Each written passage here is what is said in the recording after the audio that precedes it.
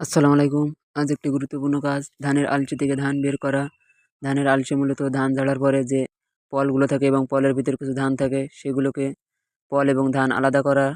তা নতুন একটা পদ্ধতি নিয়ে চলে আসলাম। দেখতেই পাচ্ছেন ধান ঝাড়া মেশিন দিয়েই পল এবং ধান পরিষ্কার করা হচ্ছে। এগুলো মূলত ফুকো মেশিনে দিয়ে আলাদা করা হয়। কিন্তু ফুকো মেশিনে প্রায় আমাদের এখানে ৩.৫ বিঘে মতন ধানের পল রয়েছে, যেগুলো ফুকো মেশিনে দিতে গেলে প্রায় ২ থেকে ৩ হাজার টাকা লেগে যেত।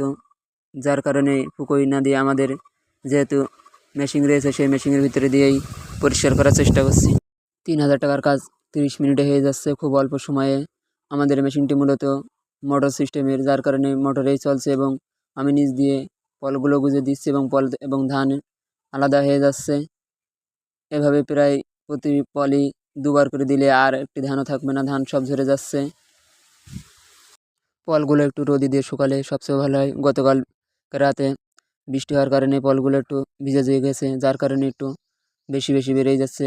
লাঠি দিয়ে এবং আস্তে আস্তে দিলে খুব সুন্দরভাবেই ধানগুলো ঝরে যাচ্ছে। পরিমাণে অল্প দিতে হবে, তাহলে খুব ভালোভাবে পরিষ্কার হবে। এবছরের মতন ধানের কাজ আমাদের প্রায় শেষ। আজকে এই পলগুলো পরিষ্কার করতে পারলেই ধানের কাজ শেষ হয়ে যাবে। এটা একটা নতুন পদ্ধতি, খুবই ভালো কাজ করছে। আপনারাও চাইলে এভাবেই ধান এবং পল আলাদা করতে পারেন। যেহেতু ফুকো মেশিনের দিকে দিতে গেলে ব্যাপক একটা খরচ আছে, প্রায় ২ থেকে ৩ হাজার টাকা নেয়। যার চেয়েও ভালো এইভাবে মেশিন দিয়ে পরিষ্কার করলেও খুব দ্রুত অল্প সময়ে বহুত পল পরিষ্কার করা হয়ে যাচ্ছে। আমাদের প্রায় আধা ঘন্টা মতন লেগেছিল, তার ভিতরে আমাদের সমস্ত পলগুলো পরিষ্কার করা শেষ হয়ে গেছে। আমাদের এই মেশিনটি যেহেতু কারেন্টে চলছে, যার কারণে খুব দূরত্ব হচ্ছে।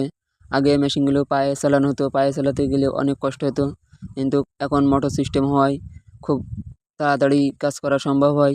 খুব দূরত্ব হয়ে যাচ্ছে এখন কারেন্টে থাকার কারণেই। এটা মূলত নিচ দিয়ে আস্তে আস্তে লাঠি দিয়ে ঢুকাতে হবে, খুবই অল্প পরিমাণে দিলে ভালোভাবে পরিষ্কার হয়ে যাচ্ছে।